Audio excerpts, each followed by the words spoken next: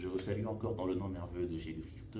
Je suis très content de continuer cette série de vidéos où nous parlons des 5 choses à connaître sur Abraham. Ça fait un certain moment que nous avons commencé à faire des vidéos où nous sommes en train de parler de certaines choses que le Saint-Esprit nous a révélées sur la vie de ce grand homme de Dieu que fut Abraham. Et nous trouvons son histoire dans Genèse chapitre 11 jusqu'au chapitre 25. Vous pouvez méditer chez vous à la maison, vous pouvez lire ce passage. Comme ça, quand je parle, vous avez une idée de tout ce que je suis en train de dire. J'ai parlé de la première chose dans une vidéo, je dis qu'Abraham, l'humanité d'Abraham, et là j'ai dit qu'Abraham était un homme de même nature que toi et moi, qui avait des faiblesses, qui avait des challenges, mais malgré cela, le Seigneur l'a choisi, le Seigneur l'a utilisé, et il est devenu aujourd'hui le grand Abraham dont nous parlons. C'est pour dire que toi et moi pouvons aussi être utilisés par Dieu. Dieu veut nous utiliser malgré nos faiblesses, malgré notre humanité. Dieu a une mission à accomplir avec nous dans cette génération.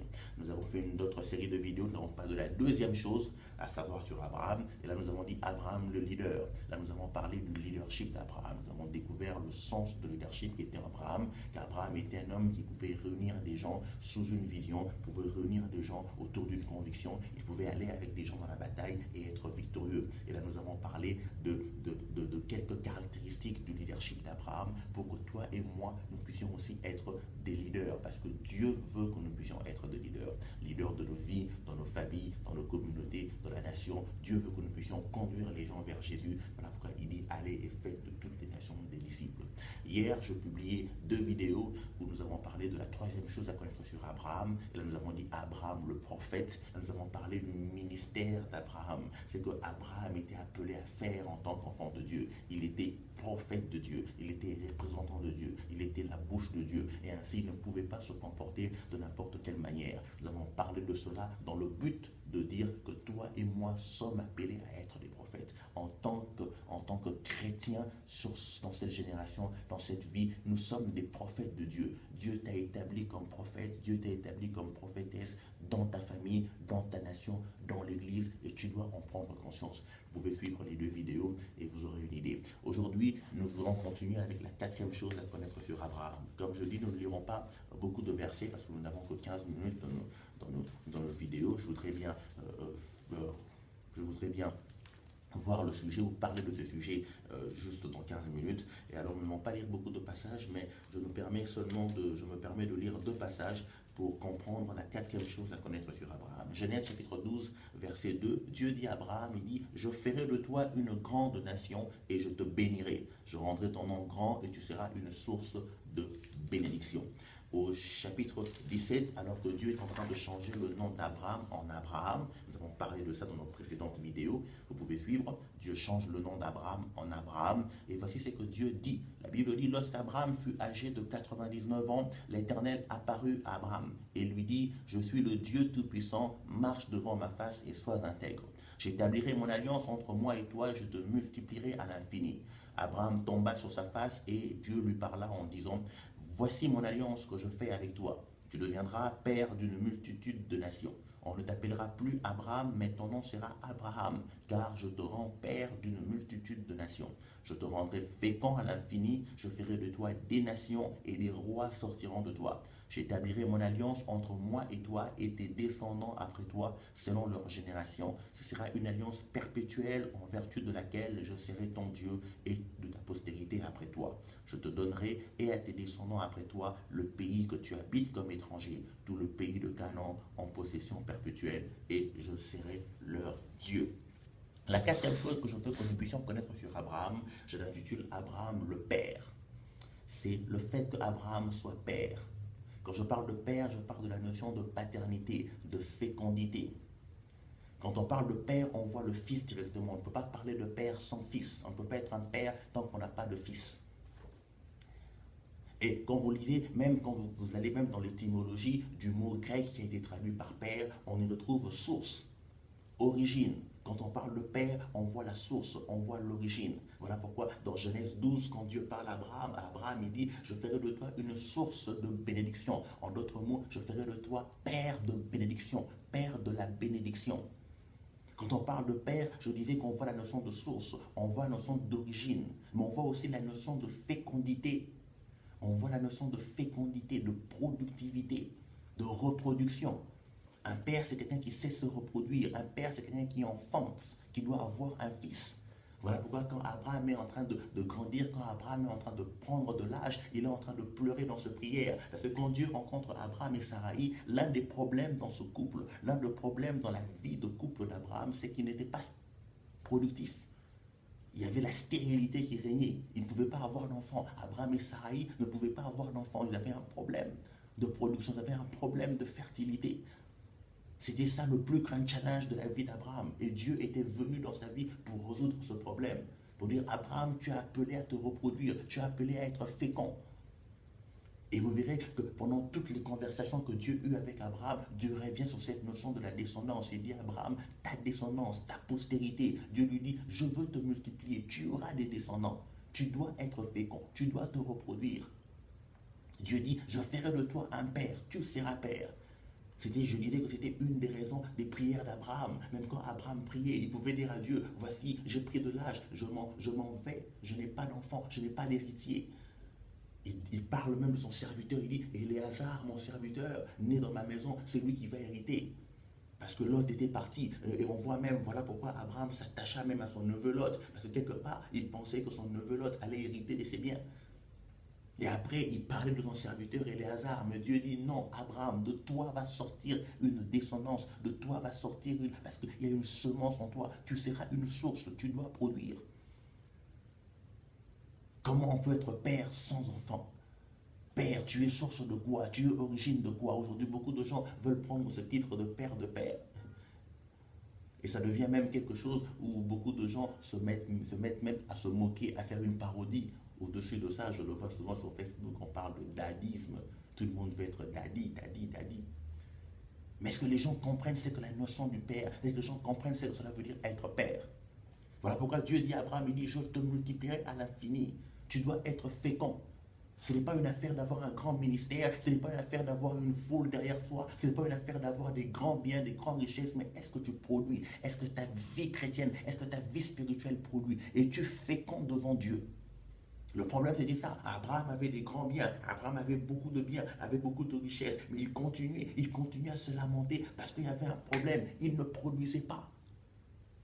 Or, Dieu veut que nous puissions être de père. Dieu a créé l'homme pour être père. Et si vous remarquez bien, les promesses que Dieu donne à Abraham, ce sont les promesses que Dieu donne au départ à Adam. Quand Dieu crée Adam, il dit, voici, faisons l'homme à notre image et qu'il domine sur les poissons, sur les animaux, sur tout ce que nous avons créé. Mais quand il parle à l'homme, Dieu dit à l'homme, multipliez. Dieu dit à l'homme, multipliez, soyez féconds, multipliez, remplissez la terre. La reproduction, c'est quelque chose d'important. La reproduction, c'est quelque chose d'important, de capital dans notre vie. D'ailleurs, quand on parle d'être vivant, même en biologie, pour ceux qui ont fait les sciences, même en biologie, l'une des caractéristiques d'un être vivant, c'est que cette personne a la capacité de se reproduire. Parmi les caractéristiques de la vie en biologie, c'est que la vie, un être vivant, a certaines caractéristiques, entre autres la nutrition, la respiration, mais aussi la reproduction. La reproduction est une des caractéristiques d'un être vivant. Tout ce qui se reproduit est vivant. Une table ne peut pas se reproduire d'elle-même. Une tablette ne peut pas se reproduire d'elle-même. Une montre ne peut pas se reproduire d'elle-même. Elle n'est pas vivante. Mais tout ce qui est vivant, même la plus petite de bactéries, même le plus petit microbe, même la plus petite cellule qui est vivante se reproduit. Les arbres se reproduisent, les animaux se reproduisent. Voilà pourquoi ils sont vivants, ils ont une vie. Tout ce qui a la vie doit se reproduire. Comment peux-tu dire que tu as la vie de Dieu en toi, mais tu ne te reproduis pas? Tu as la vie de Dieu en toi, mais tu demeures stérile. Combien de personnes as-tu fait disciples? Tu as parlé de gens de Jésus. À combien de personnes as-tu parlé de Jésus depuis que tu es chrétien? Combien de gens ont donné leur vie à Jésus au travers de toi? Tu as un problème de stérilité. Tu es chrétien, mais tu ne portes pas les fruits dignes de la repentance. Vous voyez, partout Dieu insiste sur la reproduction. Dieu dit à Abraham, il dit, je te multiplierai à l'infini. Abraham, tu vas te reproduire parce que tu as la vie. Tu as ma vie en toi. Tu es vivant. Je t'ai appelé, tu es vivant et tu vas te reproduire. Voilà pourquoi parmi les choses que Dieu dit à Israël, parmi les promesses que Dieu donne à Israël, il dit, il n'y aura chez toi ni femme stérile, ni femme qui avorte. Pas de stérilité dans la nation d'Israël. Voilà pourquoi vous comprenez que la Bible donne une certaine place à ces femmes qui ont été stériles pendant un long moment mais qui ont enfanté. Voilà pourquoi la Bible parle de Anne, la Bible parle d'Élisabeth, la Bible parle de la mère de Samson, la Bible parle de ces femmes qui à un certain moment étaient stériles, mais finalement la promesse de Dieu s'est accomplie, elles ont porté du fruit, elles sont devenues mères. Ce passage de 1 Jean me vient à l'esprit, celui qui a le Fils de Dieu a la vie. Il faut avoir le Fils, il faut produire. Dieu veut que nous puissions produire, nous reproduire. Tu es chrétien, mais dans tes affaires, il y a la stérilité. Tes affaires ne vont pas de l'avant. Tes affaires, tes entreprises ne te multiplient pas. Il y a un problème. Je ne dis pas que tu n'es pas chrétien, mais va encore chercher Dieu. Rappelle à Dieu qu'il t'a donné une parole de reproduction, de multiplication. Tout ce que tu fais doit se multiplier. La faveur de Dieu apporte la multiplication. La faveur de Dieu apporte la reproduction. Tu dois te reproduire. Tu dois créer des hommes. Voilà pourquoi Dieu lui-même s'est reproduit. Dieu lui-même s'est reproduit. Il dit, créons l'homme à notre image. Je veux des gens, je veux des créatures à mon image. Je suis un Dieu vivant, je dois me reproduire. Jésus est venu pour se reproduire. Et vous verrez, pendant tous les enseignements que Jésus donne à ses disciples dans les évangiles, vous verrez que Jésus revient souvent, trop souvent sur la notion de la reproduction, sur la notion de la multiplication. Jean-Baptiste commence, il dit, produisez du fruit digne de la repentance. Jésus vient et il donne un tas de paraboles. La parabole du figuier stérile, Jésus maudit même un arbre qui ne porte pas du fruit. Il donne la parabole du figuier stérile, il parle à ses disciples de semences, il parle de semences, il parle de reproduction. Si le grain ne meurt, il ne peut pas porter du fruit. Il parle, il dit, produisez du fruit digne de la repentance, portez du fruit qui glorifieront le Père. Vous le reconnaîtrez par leurs fruits. Et même dans Jean chapitre 15, il y a tout un chapitre qui est consacré où Jésus s'illustre comme un cep, comme un arbre, et nous comme des sarments qui devons porter du fruit. Et à la fin, après avoir formé les 12, il leur envoie porter du fruit dans les nations. Il dit, allez faire de toutes les nations des disciples, enseignez-leur ce que je vous ai enseigné, reproduisez-vous, multipliez-vous. Votre force est au niveau de la multiplication. Une entreprise qui ne grandit pas, qui ne se multiplie pas, ne pourra pas être forte. Les grandes entreprises dans le monde, c'est parce que ces entreprises ont pu multiplier leur chiffre d'affaires. Ils ont commencé avec 100 $, aujourd'hui on parle en termes de millions.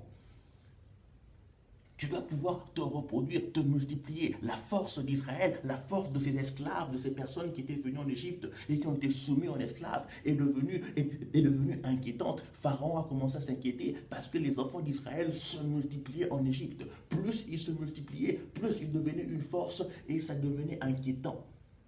Pharaon s'inquiétait. Juste, homme de Dieu, femme de Dieu, nous devons nous multiplier. Mais tu ne te multiplieras que selon la semence que tu as, selon ton espèce. Chaque être vivant se multiplie selon son espèce. Beaucoup de choses à dire, mais je veux simplement nous dire, je voudrais juste faire une vidéo sur cette notion de Père, multiplie. Dieu veut que tu puisses te reproduire, multiplie-toi. Dieu veut que tu puisses te reproduire, Dieu veut que ta vie chrétienne porte du fruit. C'est ça la notion de Père. J'ai beaucoup de choses à dire, mais je me suis dit que je ferai juste une première vidéo, une seule vidéo de 15 minutes sur cette notion. Quatrième chose à connaître sur Abraham, c'est qu'il était un père. Il était la source, il était l'origine. Et Dieu t'appelle aussi à être père. Une source, l'origine. Tu peux être le père du réveil dans une génération. Des hommes et des femmes de Dieu ont été des pères du réveil, l'origine du réveil. Tu peux être l'origine de la bonne gouvernance au Congo. Tu peux être l'origine de la richesse dans ta famille. Tu peux être l'origine du mariage dans ta famille. Tu peux être le père de diplôme dans ta famille, le premier à avoir un diplôme, celui qui commence, le précurseur, celui qui sera la source des diplômes dans ta famille. Tu peux être le père d'une vie chrétienne. Tu peux être le père du réveil dans le pays. Tu peux être à l'origine de la gloire de Dieu, même dans une assemblée. Tu peux être le père, mais tu es le père de quoi? Je dis que tout le monde se multiplie selon sa semence. En parler, c'est un problème. Beaucoup de gens se nomment aujourd'hui père, beaucoup de serviteurs se nomment père. Père de quoi? Origine de quoi? À l'origine de l'adultère dans l'église, à l'origine de la fornication parmi les hommes de Dieu. C'est ça ta paternité. Tu donnes aux gens ce que tu as. Beaucoup de choses à dire. Abraham a enseigné à ses enfants à se circoncire. Il leur a donné ce que Dieu leur a donné. Tant de choses à dire. Abraham a envoyé un serviteur pour aller trouver à son fils une femme. Tant de choses à dire sur les exigences, sur les droits et les devoirs d'un père. Un père n'a pas que de droits, n'a pas que droit au respect, n'a pas que droit à l'obéissance, mais il a aussi de devoirs à remplir envers ses fils. tant de choses à dire. Je ne pourrais pas le dire dans ces vidéos, même si je fais une deuxième vidéo, on ne pourra pas survoler, on ne pourra pas voir toutes ces choses, on va juste les survoler. Et ce n'est pas ça l'intention. Que le Seigneur nous bénisse. Sois un père, sois fécond, sois à l'origine, sois la source dans ta famille. Amen.